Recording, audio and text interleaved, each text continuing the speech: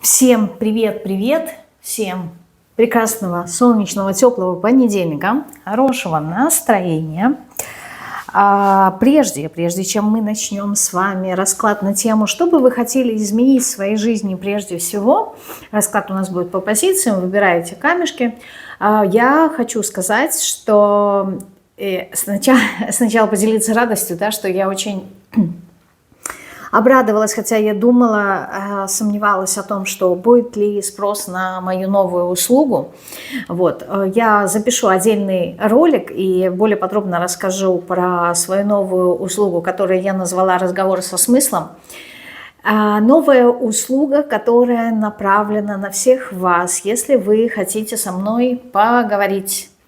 Разговоры могут быть разные, разговоры могут быть на профессиональную тему, разговоры могут быть на личную тему, а вы можете в этом разговоре, там 30 минут по времени, да, встречи, в этом разговоре вы можете задавать вопросы, например, к Таро. Вы можете просто поделиться своим творчеством.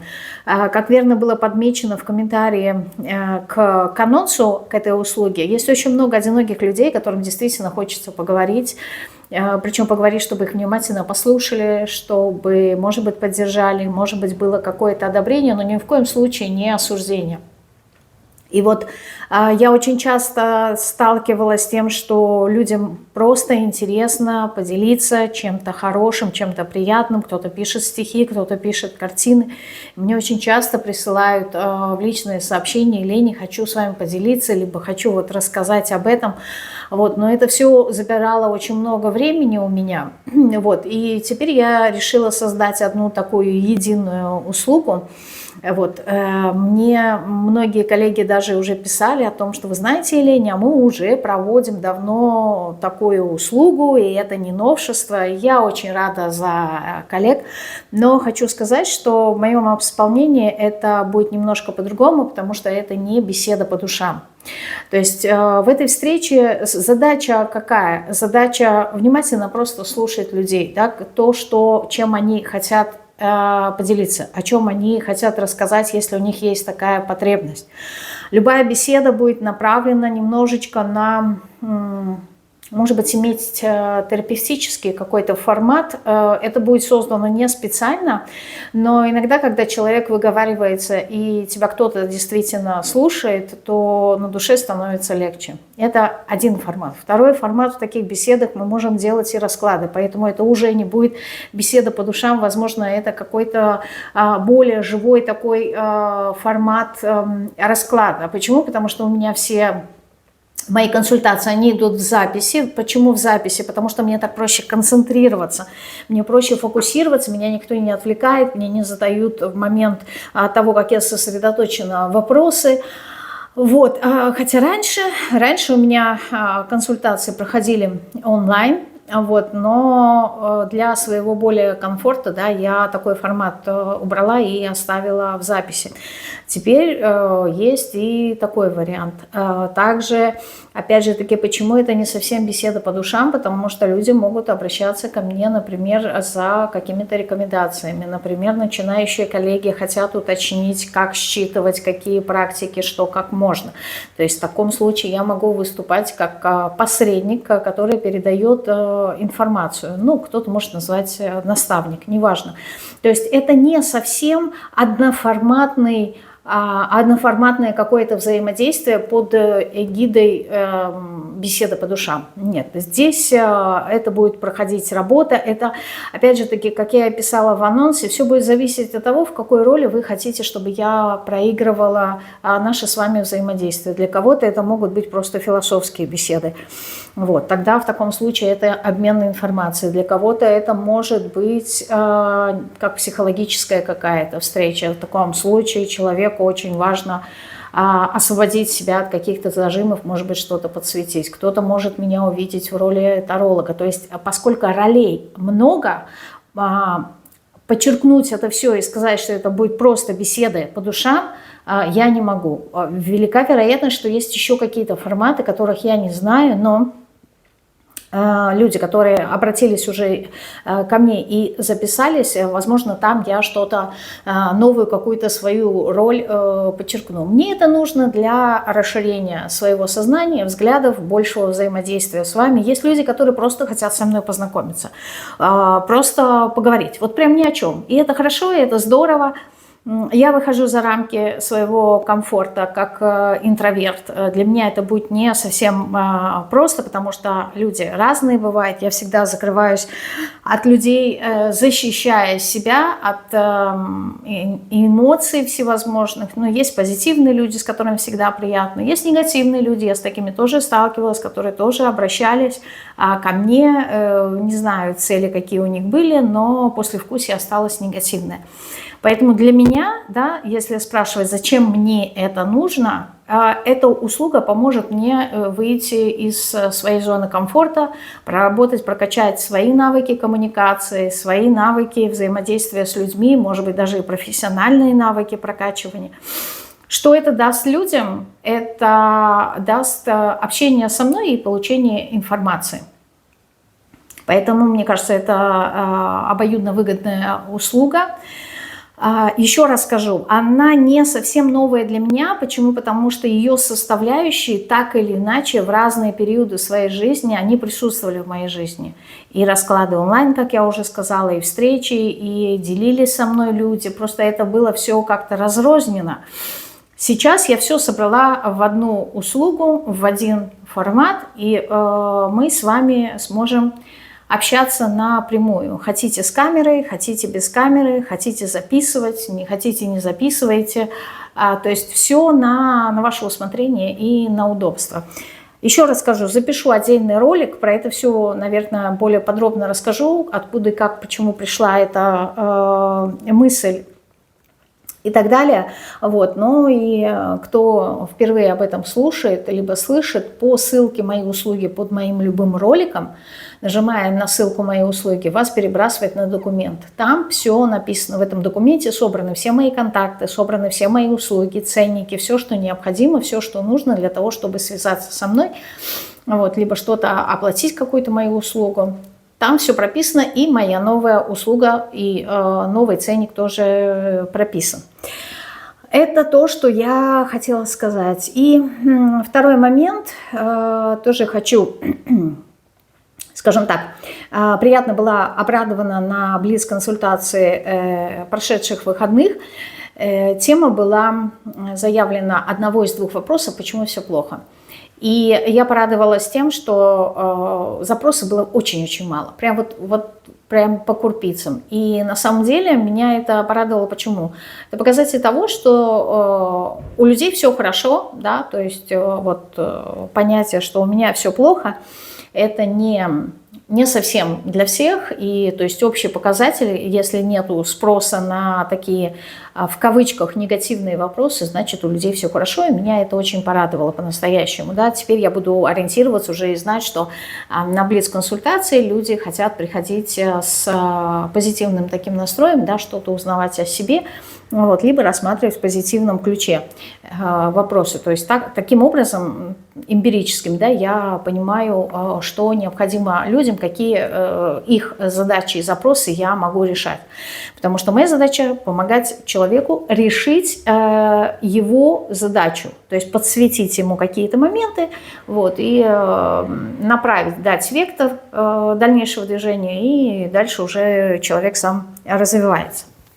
Вот. Ну и, конечно же, кто меня поддержал в моей новой услуге комментариями, я вам очень благодарна. Вот. Мне понравился комментарий, где женщина написала о том, что даже Елене, если первый блин будет комом, все равно услуга нужна, она важна, и люди очень медленно раскачиваются, поэтому не обращайте на это внимания, да, продолжайте, и все будет хорошо. Мне вот понравился. Я люблю, когда и меня тоже люди поддерживают, потому что это взаимные какие-то моменты, потому что не может быть так только, что односторонне кто-то один поддерживает другого. Да? То есть мы все люди, и нам всем нужна поддержка. Вот, даже доброе слово, то есть поддержка не в контексте того, что человек сомневается, а просто доброе слово, доброе пожелание. Я всегда за добрые моменты, за человеческое такое отношение и уважение к людям. Так, ну, это было вступление, а мы с вами давайте сразу приступим, будем смотреть, что вы хотели изменить в своей жизни, что бы вы хотели изменить в своей жизни прежде всего, то есть акцент сделаем на это. Так, убираю, позиция номер 1, голубенький камешек, видно, видно, и смотрим, что бы вы хотели изменить в своей жизни. Аркан справедливости, да, оценочную, во-первых, скажу, оценочную какую-то позицию, то есть, опять-таки, не в контексте оценивали людей, а я бы сказала быть в каких-то моментах не предвзятым. Это с одной стороны, с другой стороны, достаточно реалистично, без каких-либо приукрас, то есть включая логику и разумность, оценивать мир вокруг нас. Возможно, где-то что-то вы преувеличиваете, либо в чем-то уменьшаете что-то, где-то, может быть, включаете свою эмоциональность. То есть вот здесь первое, что вы хотелось бы, это выровнять вот энергии касательно оценочности, да, чтобы ум ваш работал именно, как это сказать, вот мне показывает, знаете, ясно. Что значит ясно? Вот по факту. Вот есть какой-то момент, то есть увидели, например, какой-то предмет, какого он цвета? Черный, все, значит, этот предмет черный. Чтобы не было такого, что, а может быть, он не совсем черный, может быть, там есть какие-то блики серого, может быть, там где-то свет, а я его не вижу. То есть вот научиться здесь, ощущение того, научиться жить в реальности. Вот прям вот веет здесь от этого. Не холодностью, не тот факт, чтобы убрать полностью эмоциональность из своей жизни, а вот как-то в контексте оценивания мира, да, чтобы быть адекватным. Здесь ощущение того, что человек как будто бы хочет повзрослеть, хочет... Здесь необходимость серьезности, но не в контексте создаваемого такого вида, да, либо какую-то роль проигрывать, а вот именно серьезность, ощущение, как будто бы человек хочет жить без каких-либо излишеств, то есть вот как я не знаю, как сыроедение, да, мне показывают, без каких-либо термических обработок продуктов. Опять же таки, это метафора. Надеюсь, вы это понимаете. Еще раз скажу, буквально меня воспринимать не надо, я метафорами говорю. Но суть здесь заключается в том, что вот как будто бы жить, как-то вот не усложняя себе жизнь какими-то дополнительными суждениями, дополнительными придумками. То есть, вы знаете, разговаривать с человеком, да, и не стараться слышать там подтексты, какие-то контексты, которые человек там завуалированно что-то преподносит. Вот он сказал что-то, значит, оно так и есть. То есть не надо потом что-то додумывать за него, не надо разбирать. Вот. Если он соврал, ну, это его проблема, да. Ты это сказал, все, я воспринимаю буквально. И это связано с тем, что вот здесь как будто бы есть какая-то вот усталость от...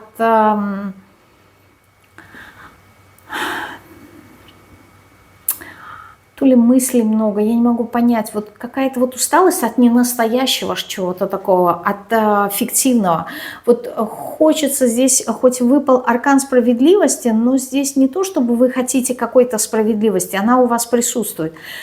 Вы хотели бы жить вот в каком-то, я не знаю, фактическом мире, вот по факту, да, дал слово, все, сдержи его. Не надо как-то отговариваться, не надо придумать чего-то лишнего. Вот, как, не знаю, с одной стороны мне показывают какую-то простую жизнь, без сложности. Но сложности здесь не подразумевается в контексте преград каких-то, да, либо трудностей на вашем пути. Здесь не говорит о праздном образе жизни, а более такой жизни какой-то вот... структурный и элементарный. То есть вот не было каких-то утяжелений, не было придумок, докручиваний. Там, не знаю, сказал человек, допустим, задержится на 5 минут. Все, значит, он задержится на 5 минут, и эти 5 минут вы как-то, ну, посвящаете чему-то другому, допустим, в ожидании. А у меня ощущение того, что вот до какого-то периода определенного, допустим, если вам кто-то сказал, что 5 минут задержится, вот вы начинаете, там, не знаю, может быть, переживать, может быть, как-то тревожиться, может быть, додумать, а что-то случилось. Вот как будто бы вот это вот всего, вот, вы понимаете, что оно лишнее. Вот хочется жить без поэтому я сказала излишеств именно в контексте чего-то вот искусственного. Мне идет искусственно, поэтому я и сказала и сыроедение, то есть без каких-либо обработок, без как это сказать-то, объяснить, без... ну вот ощущение того, что жизнь, она стала какой-то гибридной, что ли. Вот все заменяется, понятия подменяются, ценности подменяются. И вот хочется вот какой-то такой настоящести, не пластмасса, не искусственности. Вот хочется, поэтому я говорю, вот какая-то сырая. То есть, допустим, если человек хочет сказать правду, вот чтобы вот он сырую эту правду и сказал без каких-либо там сглаживания углов, без каких-то там подкатов, каких-то вторичных выгод. И это не касается только коммуникации между людьми, а вообще вот жизнь, чтобы она была какая-то такая, знаете, вот как будто своим заводским настройкам вернулась, чтобы она вернулась к своим истокам каким-то. Вот здесь какое-то такое желание у вас, чтобы вы еще хотели изменить в своей жизни.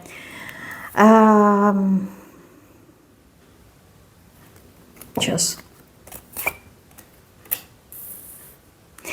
Ну, это тоже в том контексте, в котором я говорила, чтобы вот ваше движение по жизни, оно было ясным, чтобы не было какой-то вот туманности, что ли.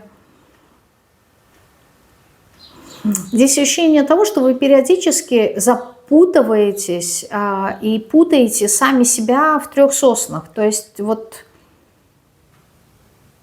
я не знаю, почему так происходит, но это вот какая-то специфика вашего характера. То есть вы хотите вроде бы что-то такого простого в жизни, но когда вот все просто, вам это тоже становится как-то неинтересно, и вы начинаете сами себе усложнять задачи какие-то, ну вот жизнь. И вы это понимаете, и вот эту вот черту характера вы хотели бы искоренить, да, вот эти вот всевозможные усложнения, потому что, ну вот вроде бы, как будто вот жить счастливо для вас это скучно. Там, ну, может быть, какой-то период вы бы и насладились этим, но потом бы все равно вот ваше стремление использовать свой интеллект для решения каких-то трудных задач, он есть. Но с другой стороны, вы понимаете, что вот эти вот бесконечные трудности, да, вот этот вот ваш навык, он и притягивает какие-то ситуации в вашей жизни, где действительно что-то нужно разруливать. Да, вы это можете, да, вы это умеете, у вас есть этот навык, но хочется иногда как будто бы от него отказаться, потому что и вы тоже устаете решать какие-то сложности. И вот где вот эта вот грань, когда сейчас я хочу, а потом я не хочу, здесь нету. И поэтому вы как будто бы хотите отказаться полностью от каких-то вот непонятных, запутанных, туманных состояний. Плюс ко всему, на вас, на вашу психику очень сильно воздействуют третьи люди, и либо третьи факторы какие-то. И вот вы от этого тоже хотели бы измениться, отказаться. То есть, чтобы... В принципе, у вас внутренний стержень присутствует, вы не мягкохарактерны, у вас есть своя точка зрения, но иногда бывает так, что вы поддаетесь влиянию других людей, либо влиянию обстоятельств. И вот вы, либо вынужденная какая-то ситуация находиться под влиянием другого человека. И вот вы хотели бы изменить свою жизнь. Например, вынужденные, если у вас есть там, я не знаю, родители, за которых вы, как ни странно, уже несете ответственность, а не наоборот, да? То есть за ними ухаживаете, присматриваете, и есть уже усталость.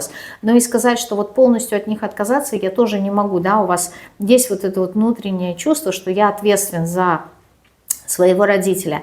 И это тоже эти факторы. Хочется от него избавиться, да, но не получается. И не получается не потому, что нету альтернативных вариантов, а потому что совесть не позволяет. И вот здесь есть какие-то такие моменты, что я хочу как-то вот избавиться. Чувство... Здесь не свобода, вы не хотите свободы, вы хотите, чтобы все было ярко, понятно, вот по солнцу. Вот представьте, что вы находитесь в лабиринте. И этот лабиринт, он как по этому аркану, он какой-то темный, он мрачный. И вы не особо видите, и фонарик не особо-то и помогает, и освещает всю картинку целиком. И вот здесь вот такое ощущение, что я хочу выйти из этого лабиринта не только потому, что я хочу выйти из этой игры, а просто потому, что я хочу выйти, и на выходе я увижу яркое солнце, вот, которое осветит вокруг себя абсолютно все, и все станет понятным, все станет прозрачным. Если бы в этом лабиринте было бы такое же солнце, и все было бы ясно, да, вас бы вообще не смущали, что вы как-то вот бродите по этим переулочкам, да, и не можете найти выход. То есть вас бы это не смущало. Отсутствие ясности вас смущает.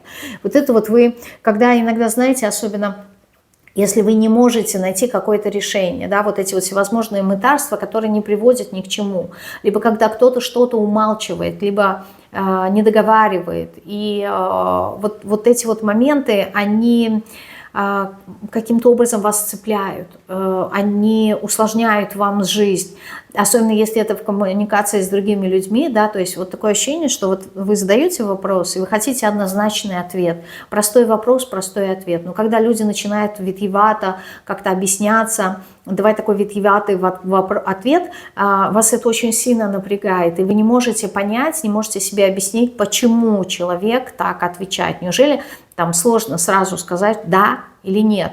Ну, там, например, не знаю, встретимся, допустим, на эти выходные, к примеру, да, и человек начинает вам говорить, что не знаю, посмотрим, да, еще у меня нет ответа, я не знаю. И вроде бы вы понимаете этого человека, почему? Потому что, ну, допустим, там до конца недели есть еще 5-6 дней, все может случиться в жизни человека, и заранее бывают люди, которые не умеют программировать, либо программируют, у них все равно идет вне плана как-то, и поэтому человек, чтобы подстраховаться, чтобы не дать вам лишний раз надежды на то, что потом может не случиться, он говорит, я не знаю, но вам эта позиция, она сложна в восприятии. То есть для вас проще было бы, если бы человек сказал «да», встретимся, но если будут какие-то обстоятельства, я тебе дам знать. В принципе, это то же самое, что вам говорят, но говорят вам по-другому, так, как удобно другому человеку, ну, то есть так, как он привык общаться. И вот эта вот витиеватость, она вас очень сильно напрягает. И вот это вот вы хотели бы изменить. И сейчас какой-то этап такой, что вы не совсем понимаете, что происходит. И здесь не то, что вы не можете найти ответы на вопросы, вы уже даже и перестали искать их, а вообще какая-то такая вот обстановка, вот как будто бы вы находитесь под куполом каким-то,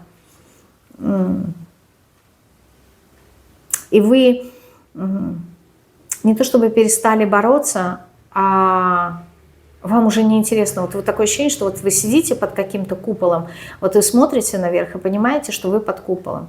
И вы даже не думаете о том, что можно как-то этот купол снять, либо как-то освободиться, что там есть за пределами этого купола, да.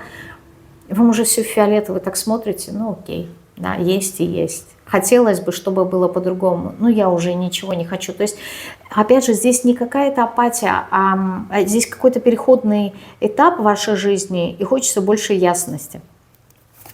Вот. Что бы еще вы хотели изменить в своей жизни? Ну, завершение, да, чтобы было завершение каких-то этапов. Аркан мира на древе жизни – это путь непосредственно от Малькут к Есод, то есть к астральному плану. На этом, то есть путь, который помогает нам преодолеть наш физический план, преодолеть на пути именно развития, да, на пути к чему-то возвышенному, на пути к единению с самим собой, да, то есть преодолеть мир дуальности и подняться в мир единства, да, это самый первый шаг, самый первый путь. И вот здесь ощущение того, что вы хотели бы, чтобы вот все какие-то трудности в вашей жизни, они закончились. То есть либо здесь какая-то череда, может быть, неудач, и причем это может быть затянувшийся какой-то период, и вы привыкли все время что-то побеждать, все время что-то делать, как-то вот преодолевать. Очень часто в комментариях пишут подписчики о том, что я устала себя прорабатывать, а никто не сказал, что есть этому конец. Да? То есть чем больше вы копаете, тем больше вы находите. Чем больше вы прорабатываете, тем больше находится, что прорабатывать, да? Потому что акцент идет на сам процесс. И этому, как правило, к концу края нет, и человек устает. И здесь вот ощущение того, что я от всего этого устала. Хочется поставить точку и просто жить. Вот просто жить в моменте, просто жить и наслаждаться. Вот здесь что-то такое. И вы очень близки к тому, чтобы прийти именно к пониманию, а что такое на самом деле жизнь. Да? Вот именно проживанию в моменте сейчас. То есть заметьте, что выпало из 4 арканов 3 великих. Какой-то действительно такой трансформационный этап сейчас в вашей жизни, когда идет влияние сил на вас, и вы, не подвластно это вам, да, вам это надо просто пережить, этот этап. Хорошо, если вы его осознаете и сделаете какие-то выводы для себя, хорошо, если что-то поймете, но в принципе по аркану справедливости, да, и завершает у нас аркан мира через Луну, сложно будет здесь осознавать, потому что Луна – это наше бессознательное, оно такое большое, обширное, необъемное, какое-то необъемлющее. В общем, очень больших размеров, да, и осознать это все сложно. Можем осознавать какие-то части. Но вот мне кажется, что по вашим способностям и по вашим силам и даются как раз-таки такие очень мощные уроки. Поэтому, что бы вы хотели изменить, все, что связано с трудностью, причем вот то, что я говорю, убрать эти трудности, еще раз подчеркну, здесь вопрос не в том, что вы хотите легкой жизни, а здесь вопрос в том, что именно на этом пути вы начинаете осознавать, что есть жизнь, то, что я и сказала ранее. То есть вот суть вещей, суть жизни, суть предметов, свою собственную суть. То есть вы как будто бы вот приходите к себе.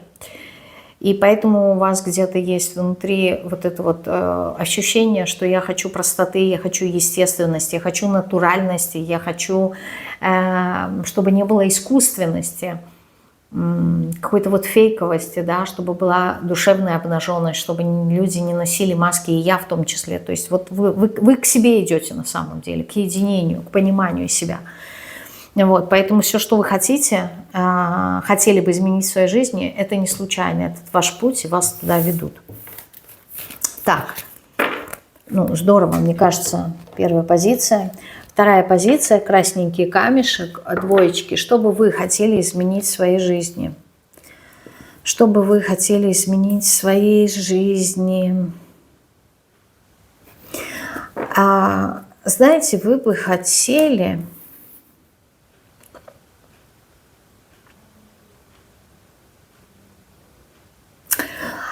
С одной стороны, вы хотели бы прийти к двойке кубков, да, к любви, гармонии.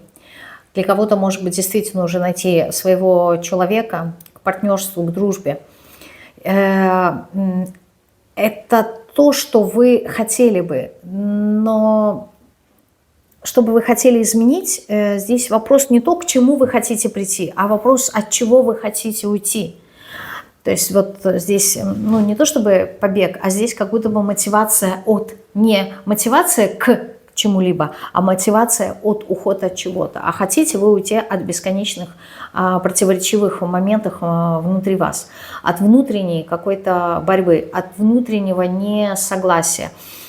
Поэтому вы хотите наконец-таки это оставить. Это может касаться любой вашей сферы. Допустим, если это касается профессиональной сферы, я устала выбирать, я устала искать, я устала прикладывать усилия, с кем-то соревноваться, конкурировать, да? Бороться, сражаться. Если это касается личной жизни, то я устала внутри себя здесь есть какие-то противоборствующие убеждения внутри вас касательно личной жизни, либо создания семьи, либо любви. То есть есть одна позиция, а есть, она перекрывается другой. И вот это вот внутреннее несогласие, внутренняя борьба, которая забирает очень много силы. И вот вы устали бороться. И что бы вы хотели изменить в своей жизни, вы хотели, чтобы в вашей жизни было больше гармонии, чтобы в вашей жизни было больше согласия, чтобы не было вот этой борьбы. Угу. Чтобы наконец-то что-то тут устаканилось, чтобы что-то тут уже стабилизировалось, с одной стороны, да, был выстроен некий такой фундамент, на что можно было опереться. Ощущение того, что вы устали от себя, от своей какой-то, от своего непостоянства. Вот как флюгер, который дует ветер, и он разворачивается абсолютно в разном направлении. Вы даже иногда сами себе говорите, насколько вы устаете от того, что очень часто и достаточно быстро меняете свою точку зрения. Да? Как говорится в простонародье, переобулся. Но это связано с тем, что то ли это внешнее влияние какое-то на вас, да, то есть один человек что-то говорит и говорит достаточно убедительно, вы с ним соглашаетесь, и потом может другой человек высказать свою противоречивую точку зрения и достаточно убедительно, преподав вам аргументы, опираясь, да, на какие-то аргументы, вы согласитесь с ним, хотя эти точки зрения между собой, они могут быть, ну, противоборствующими, да, то есть не соглашаться между собой, вот, и тогда вам будет очень сложно выбрать. То есть вот здесь ощущение того, что вот здесь очень много воды по энергиям, да, то есть нету конкретно какой-то вот формы. То есть вода принимает форму того сосуда, в котором она находится. И вот это ваша расплывчатость, это ваша мягкость, это ваша гибкость, она вас очень сильно напрягает. И то ли вы не умеете управлять этой мягкостью, гибкостью, то ли так как, ну опять же таки, да, это может быть неумение, то ли здесь, вот как будто бы, знаете, хочется уже определиться, да, то есть вот выстроить какую-то систему ценностей, свой внутренний стержень, на что я буду опираться. Вот, допустим, в приоритете у меня, к примеру, здоровье, на втором месте развитие. Все, когда мне надо принимать какое-то решение, если у меня в приоритете здоровье, значит, я все время буду смотреть свою собственную выгоду в контексте здоровья.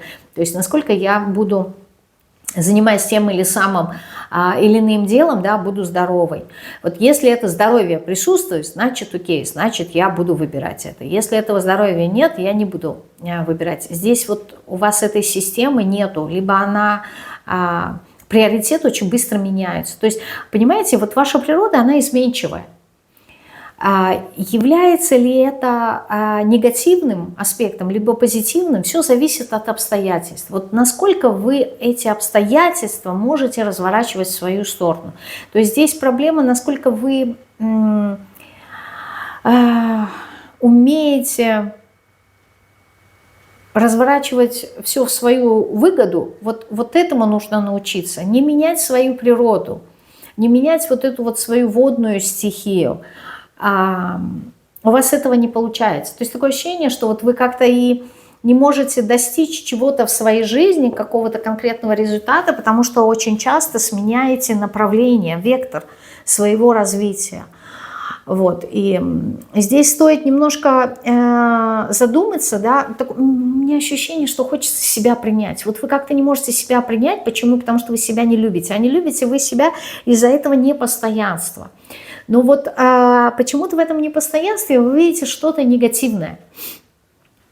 Почему? Потому что опыт показывает ваш, что вот это ваше непостоянство, оно вам создает какие-то проблемы, трудности и сложности.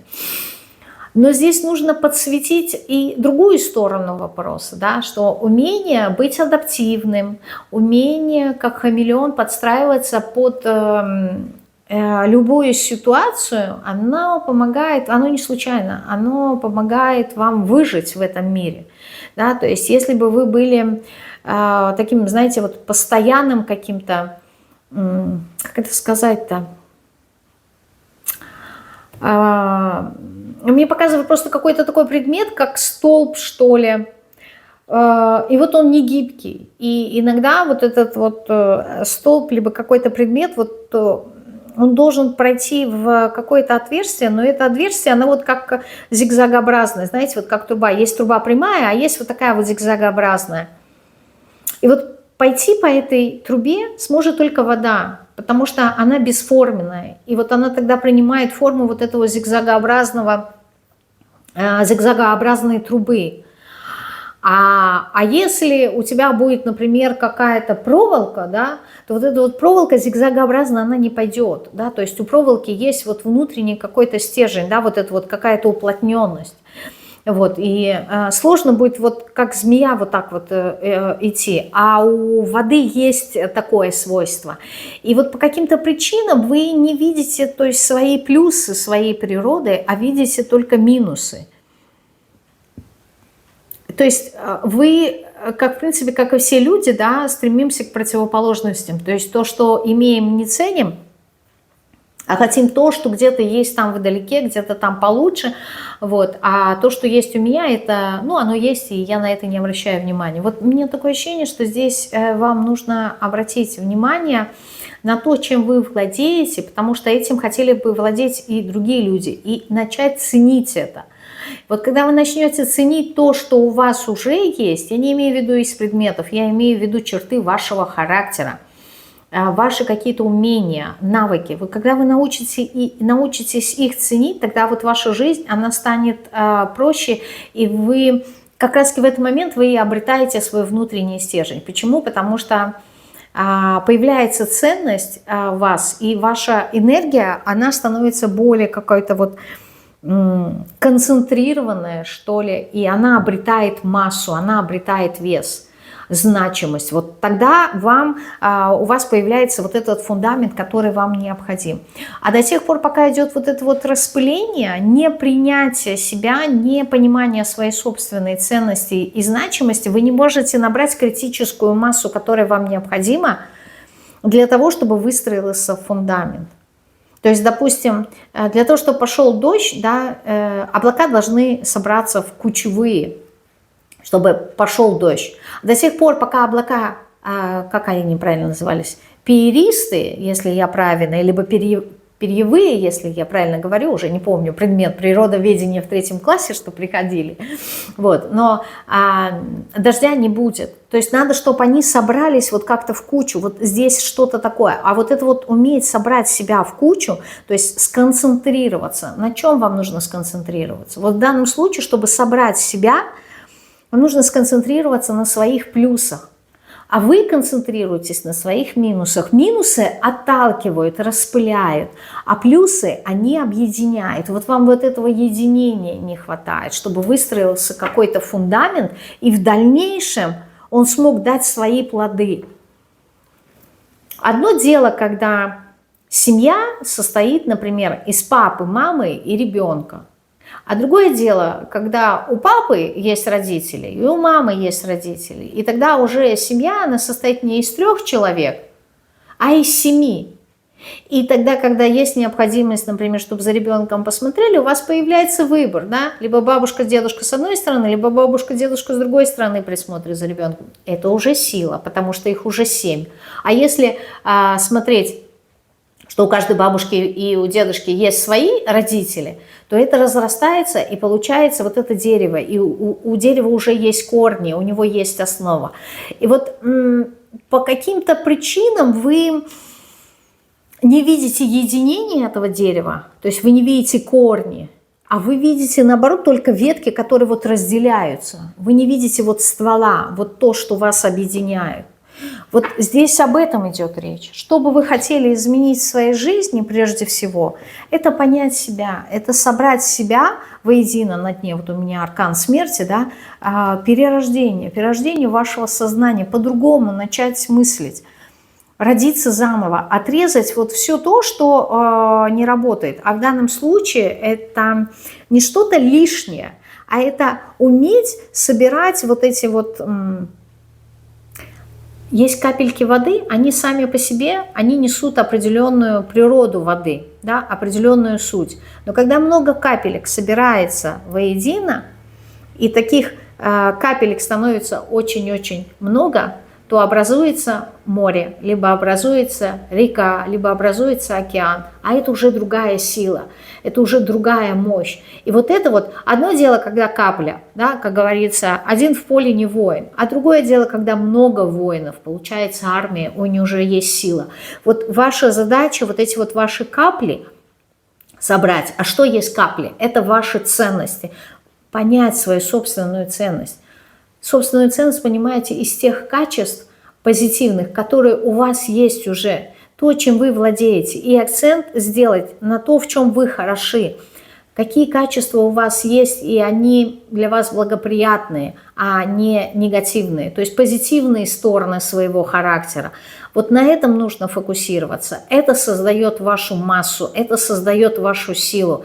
А вы ориентируетесь на негативные моменты, то, что нужно проработать, то, что нужно изменить, какие-то теневые аспекты. Вы этим можете заниматься бесконечно, и толку от этого никакого не будет. Почему? Потому что чем больше вы на этом акцентируете, тем больше этого появляется в вашей жизни. А вы должны сакцентировать на сильных сторонах. Тогда в вашей жизни больше силы появится. А появится сила, появится уверенность. Появится уверенность, повысится ваша самооценка. И тогда вы уже не будете флюгером на ветру. Вы будете идти, четко понимая, куда вам нужно идти, что вам нужно сделать. Так, это была вторая позиция. И зелененький камешек, позиция номер 3. Троечки, что бы вы хотели изменить в своей жизни прежде всего? Что бы вы хотели изменить?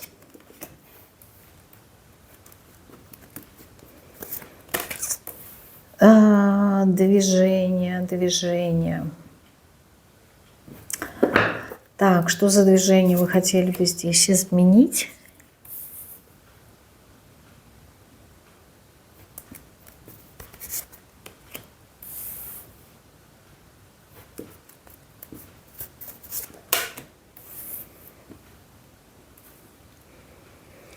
Но вы бы хотели здесь действительно изменить свою жизнь, сделать ее более насыщенной, да, как-то вот обогатить. И здесь богатство не только в контексте финансов, а вообще сделать свою жизнь какой-то более яркой, что ли, насыщенной.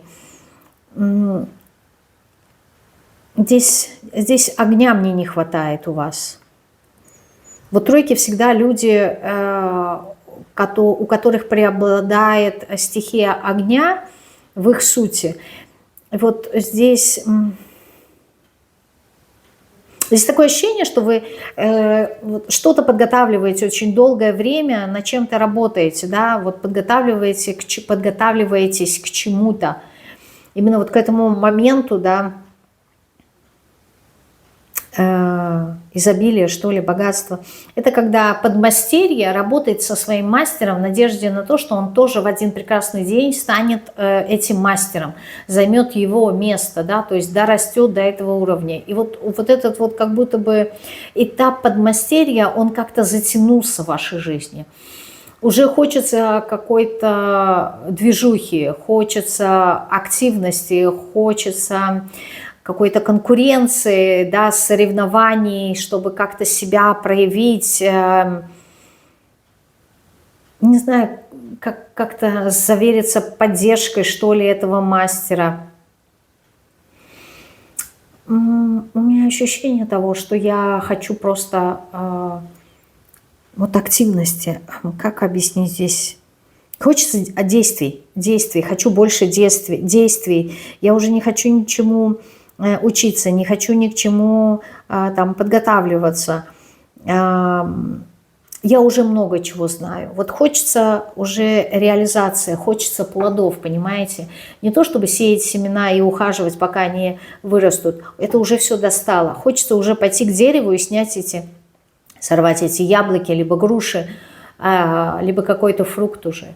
То есть я не хочу уже ухаживать, я не хочу поливать там, удобрениями, химикатами и так далее. Уже хочу сорвать этот урожай.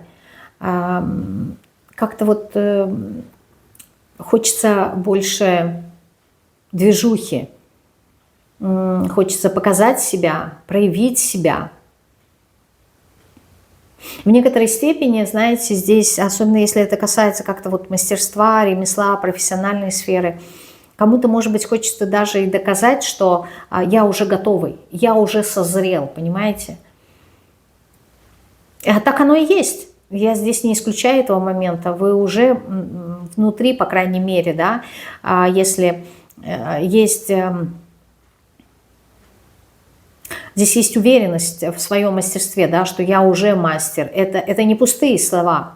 Но вот по каким-то причинам здесь вас не пускают на сцену, как будто бы, да.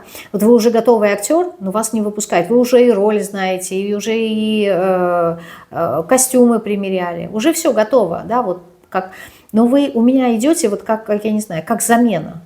Вот если вдруг главный герой там заболеет, вот вы его сможете подменить. Вот вы каждый раз приходите на спектакль, стоите за кулисами, и вас все никак не выпускает, потому что этот актер, он все никак не уходит со сцены. И проблема не в том, что актер не уходит, а по каким-то причинам вот вас не выпускает. Вот какие-то есть силы здесь сдерживающие, которые не пускают вас. И вот вы как-то рветесь в этот бой, а вас не пускают. Вот это вы хотели бы изменить в своей жизни. Он сказал, рветесь в бой, вышел 6 жезлов. Вы хотите уже самостоятельно принимать решения. Хотите изменить свою жизнь, хотите вот показать, что вы уже возродились, да, что период, в котором вы уходили в тень, он уже закончился, что наступил уже момент, когда вы можете быть снова на передовой, быть снова вот прям во главе угла. То есть вот вы уже готовы. Но вас не пускают. Вам говорят, еще не время, да, вот посиди еще там, займись там, отполируй, я не знаю, мебель, да, либо что-то другое еще сделай, но вас не пускают. Как будто бы вот вас не то чтобы отвлекают. И могу понять, что здесь за период такой, но вам не дадут. Хочется сказать, вам не дадут жизни здесь. То есть вам не дадут сейчас проявить себя. Спрашиваю, почему? Потому что должны произойти какие-то перемены, а еще не время перемен. Что здесь за перемены должны произойти? Ну, здесь, видите, башня. Здесь что-то должно разрушиться. Какая-то стабильность. Что это за стабильность?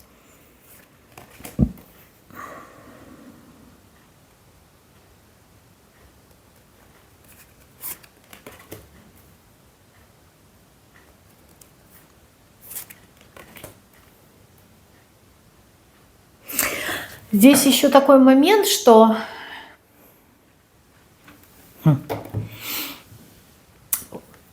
не время сейчас. Почему? Потому что произойдут какие-то очень важные ситуации еще в вашей жизни. Здесь чувство такое, что человек как будто бы выздоровел, и он готов уже идти на работу. А вам говорят, что, возможно, ты и выздоровел, возможно, ты уже и готов, но прежде чем ты выйдешь из отпуска либо с больничного на работу, на этой работе должны произойти какие-то перемены. Там, я не знаю, либо увольнение кого-то, либо там смена начальства. То есть что-то должно произойти на этой работе, прежде чем ты вернешься. Вы уже говорите, да, я уже готова, ладно, давай я пойду, буду работать. И в процессе пускай там все меняется. А вам говорят, нет. Нет, здесь должны произойти перемены.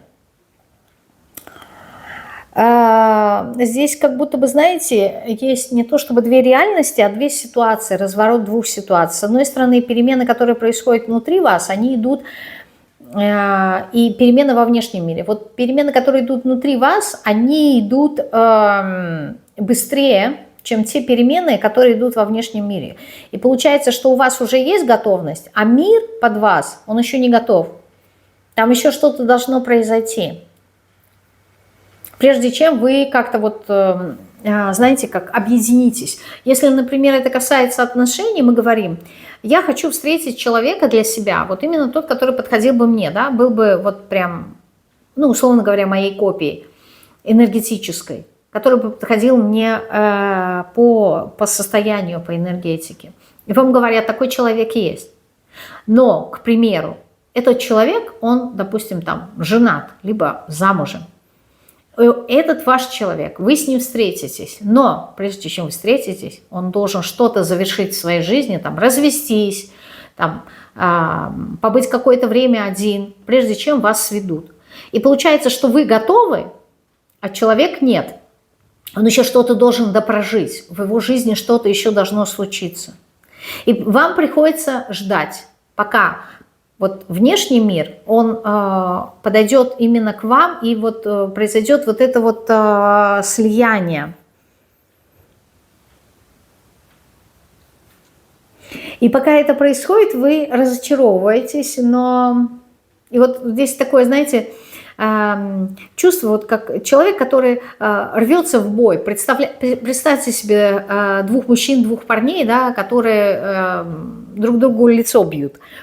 Вот, и их кто-то разнимает. И получается так, что одного сдерживают и другого сдерживают. Вот они рвутся, да, в бой, а не получается, да, то есть на каждого есть дополнительно еще двое мужчин, которые их сдерживают. И вот у них есть вот эта вот реакция, да, вот они готовы сойтись, готовы друг с другом бороться, соревноваться, но их сдерживают. Вот здесь такой момент. Только вас сдерживают, вы рветесь в бой, вас сдерживают. А другого мужчину, если мы возьмем как метафора, его не сдерживает, он развернут, он отвернут от вас, он занимается какими-то своими делами, там что-то другое должно произойти. Там что какие-то разрушения должны в стабильности произойти, это во внешнем мире. Если это, например, касается профессиональной сферы, то что-то должно в самой сфере измениться, прежде чем вы сможете себя проявить. Если это касается отношений, то с человеком должны произойти какие-то изменения, прежде чем вы как-то сможете взаимодействовать с этим человеком. Причем в кавычках, самое обидное в кавычках для вас, что вот вы смотрите, то есть вы вынуждены ждать. Вот это вот самое обидное, да, то есть я сейчас готов, а меня не пускают, как говорится, в бой. А потом, когда у меня уже не будет желания, мне скажут, вот иди, а тогда я уже не захочу, понимаете? Вот что-то такое здесь происходит. И вот это вот бесконечное чувство, что как будто бы не вовремя, либо я не вовремя, либо ситуация не вовремя. Вот этот вот момент в своей жизни вы хотите изменить. Что то ли не можете встретиться здесь, а действительно ли так, то есть с ритмами, действительно ли так?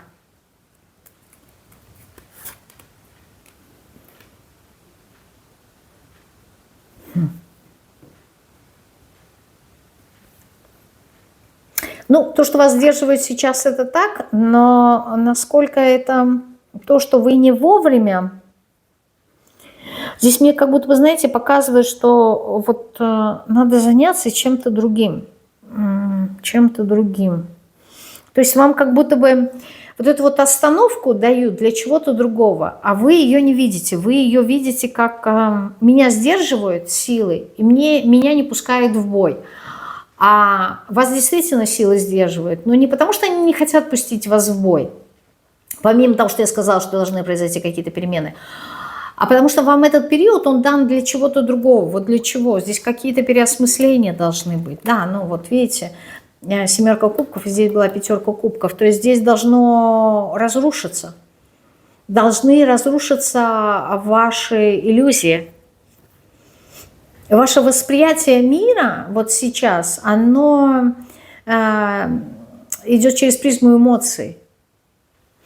Вы можете придумывать того, чего нету, можете додумывать того, чего нету. То есть здесь вот какая-то иллюзорность, знаете, как человек в состоянии аффекта, и он придумывает, и либо там надеется на что-то, либо мечтает о чем-то. То есть вот здесь какие-то состояния, но они преувеличенные, и они нереалистичные.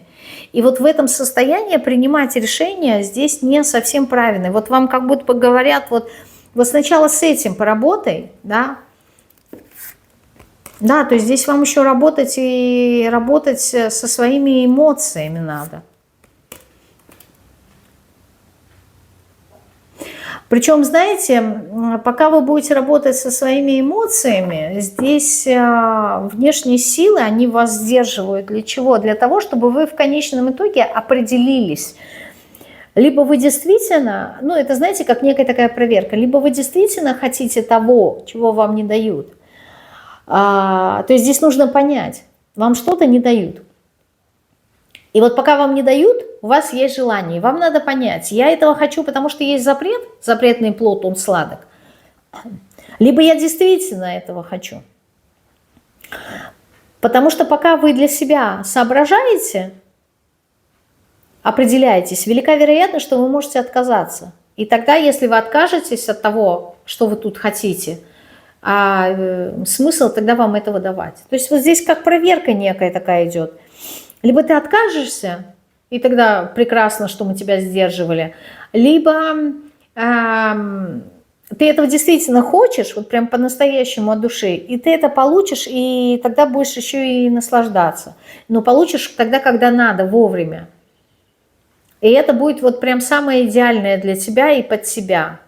То есть здесь еще и вопросы на подумать, вопросы определения. Да, вот он, аркан выбора и выпал. Здесь еще неопределенность. Понимаете, вот то, что вот вы хотите, то, куда вы рветесь в этот бой, здесь силы, они не уверены, что вам это действительно нужно, понимаете? То есть, может быть, в контексте вашей судьбы это не совсем ваше. Допустим, там, я не знаю, человек говорит, я хочу заниматься таро.